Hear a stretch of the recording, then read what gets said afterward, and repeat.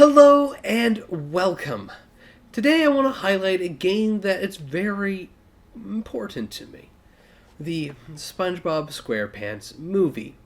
Now I didn't have this game as a kid like I did with Battle for Bikini Bottom, but this game for me taught me a lot about how to articulate my opinions and how to not make an argument. So I thought it'd be fun to take a look at this game. I want to take a look at what this game did right, even back with my original review. This is stuff that you'll find in there. Where I was wrong with my opinion, and what my new view of this game is now. So, what did the SpongeBob SquarePants movie do right? Well, honestly, the game. If you look back at my original review and, well, listen now, I do really like how Heavy Iron does their SpongeBob SquarePants games. It's a solid platformer underneath all of it. The controls are phenomenal. The camera work, I actually was really bad about that in the original review. The camera work is solid, and overall, I don't think SpongeBob and Patrick has felt better in a video game since this game. Or these games, I should say, since not much has changed between Battle for Bikini Bottom and the movie. On top of that, you have a great level design. In fact, if you watch my highlight that I just did for Battle for Bikini Bottom, the SpongeBob SquarePants movie feels like those challenge levels that I wanted so much in the original Battle for Bikini Bottom. They feel like sort of a culmination of all that you have learned up to that point in the game. And they do it in such an elegant way. These are solid stages that challenge you, that push you to go and find solutions to problems. It's just brilliant. The enemy design also isn't too bad. They are reskins of enemies, but overall they are pretty good, even though it doesn't really fit the theme of the movie. The final thing that I absolutely love about this game is the boss fights. They're not as challenging as Battle for Bikini Bottoms, which I find a little bit weird, especially with the dentist fights. I found them a little too easy, especially after I figured out how every power-up works. But the final boss fight with King Neptune was, in my view, perfect. It puts the final boss in the PC game to shame, especially since it actually uses the Goofy Goober theme as part of the final sequence.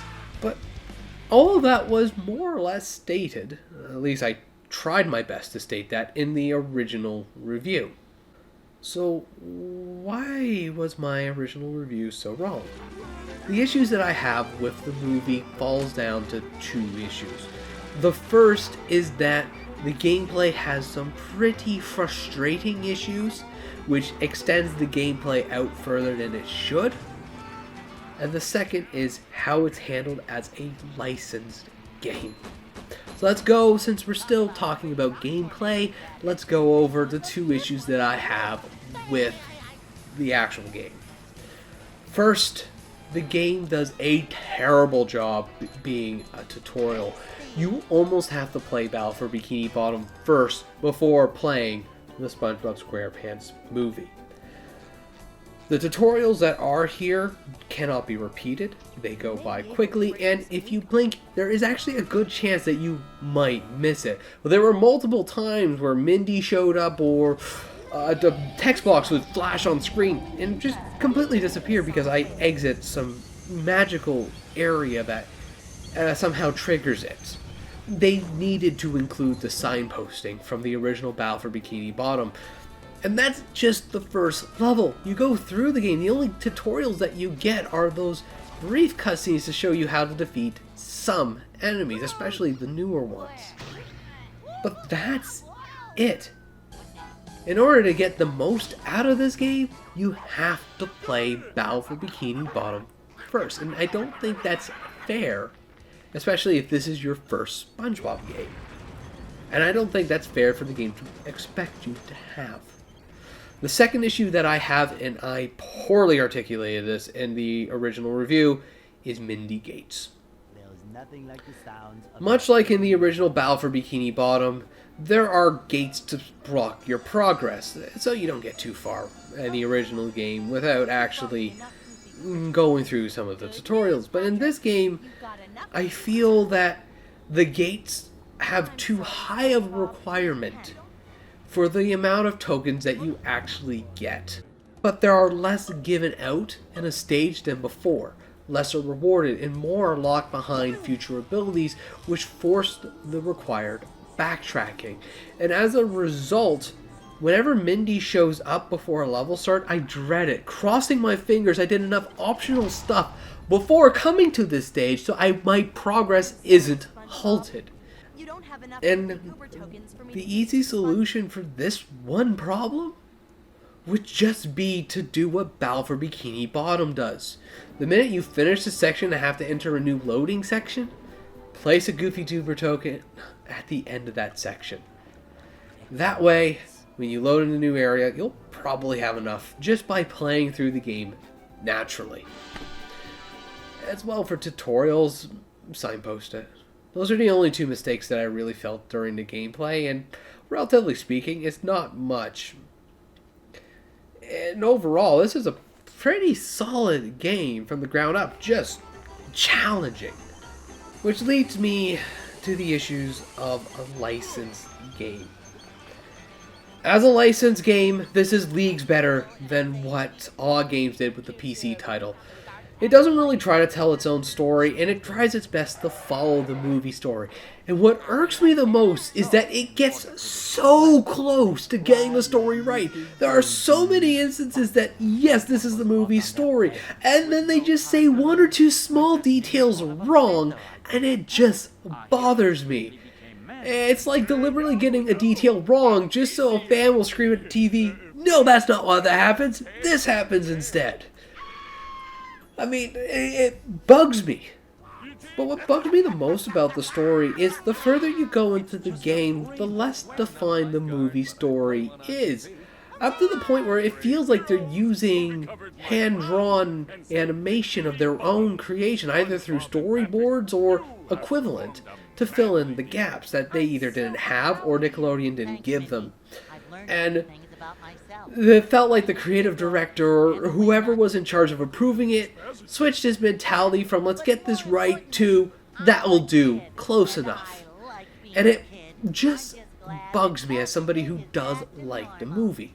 It is the closest that I have seen in the Spongebob Squarepants movie games that I have played. But it's still there, and it's just slightly annoying. Now, with all that said, what is my new opinion about this game? Well, in my view, as a game, the Spongebob Squarepants movie is a solid experience. It's fun to play through, the levels are solid, and it's just an overall joy to play through, even with its few issues. But with that said, I cannot recommend this to people who haven't played the Spongebob Squarepants Battle for Bikini Bottom first. This is a challenging game. These are challenging levels, and it's not designed for those who haven't played it, since the tutorials are either weak or non-existing. If you understand how Spongebob Squarepants Battle for Bikini Bottom plays beforehand, you'll definitely get the most out of this game, rather than going into it cold turkey. But that's the Spongebob Squarepants movie as a game. As a licensed game, I cannot recommend it. I feel that this game needed a few more months in development. It needed more time to cook before it was ready for prime time Spongebob Squarepants movie license title. It needed actual clips from the movie. It needed more than what it was given. And I feel more time probably would have helped this game, but I don't know if it would actually have saved it. But as a movie license game, it is the best that I have played. And if you are looking for a licensed game for the Spongebob Squarepants movie, you can do worse. And this game is still a solid game, but I can't recommend it if you're just looking for a Spongebob Squarepants movie game. As a SpongeBob game, it's perfect. It's fine. It's challenging, but it's fine. As a licensed game, it's still a very hard title to recommend. And it took me an entire series to finally get to that conclusion.